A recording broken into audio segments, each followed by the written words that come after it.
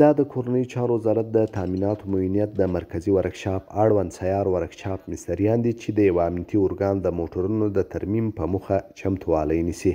ما شما بخیر میریم به قماندانی امنی لوگر میریم، اونجا موترها را ترمیم میکنیم، به خوشی برین به خوشی بیاین بخیر. دوی هره ورځ په بیلابیلو ارګانونو کې هغه موټر چې ترمیم ته اړتیا لري ورځي.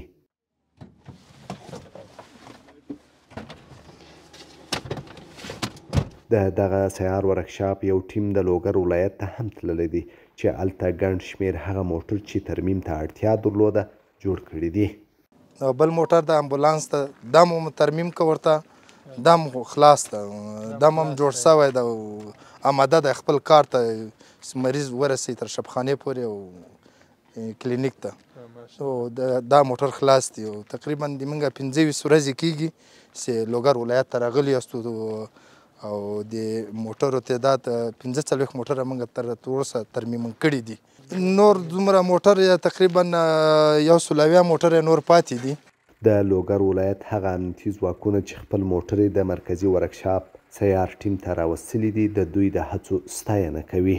دغه موټر پرون راسي کېږي چې کار پرې روان ده او پرون غرمې را راسي. اوس ماشاءالله کوم پرزې او شی چې و دې ته ضرورت مستریان د خیر وسي هغه ده ورته ترتیب یې کړه مخ په جوړېدو ده. سیار ورکشاپ نه ډېر خوشحال یو. الحمدلله د موږ ټول لنجرې چې خراب و دلته ډېر زر جوړ شو. نو موږ له دوی نه مننه کوو او له وزارت نه مننه کوو چې موږ ته د ورکشاپ سیار ورکشاپ رالیږلی ده د کابل نه. نو د موږ الحمدلله ټول لنجرې چې ده 100 یا د دې نه زیات لنجرې تخریب مکمل ټول فعال شوي دي. د لوګر ولایت د امنیي قمندانۍ یو تن مسؤل وایي د مرکزي ورکشاپ د سیار ټیم په راتګ سره د 25 ورځو په موده کې 45 موټر ورته ترمیم کړي دي.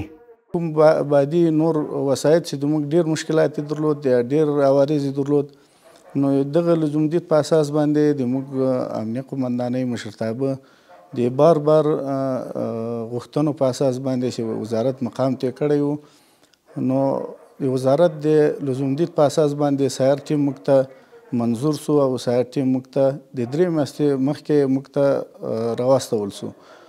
نو تقریبا د 215 موټرو په تثبیت سره د مختلف نوع وسایط ول، نو دوی وکړی چې دا یې راته تثبیت کړه او اوس وخت چې تقریبا د دوی دا موده چې دوی راغلي دلته موږ امنیه قمندانۍ ته د 25 ورځو په موده کې موږ ته دوی تقریبا 45 عرادي مختلف النوع وسایط راته ترمیم کړي. د لوګر د امنیه قمندانۍ دغه مسؤل زیاتوي وړاندې د موټرو د ستونزو سره مخ وه، خو د سیار ورکشاپ د ټیم په راتګ سره د دوی د موټرو ستونزه اوس حل شوې. موږ ته خو لکه مخکې نه ښکاري د سیار ورکشاپ کوم کارونه موږ ته کوي، لکه اوس چې موږ ته کوم خدمات چې سیار ټیم شروع کړی ده د موږ امنیه قمندانۍ کې تقریبا د موږ ډېر وسایط چې اوس فعلا موږ ډېر کارونه په ټپه ولاړو په ډېرو جزتامه ولسوالیو کې، نو د دغه سیار ټیم په هلو ځلو سره چې دوی موږ سره دغه همکاري وکړه او راغلل دغه وسایط یې راته جوړ کړه او د موږ ډېر کارونه چې پې ولاړ وو نو په کار ولوېدل.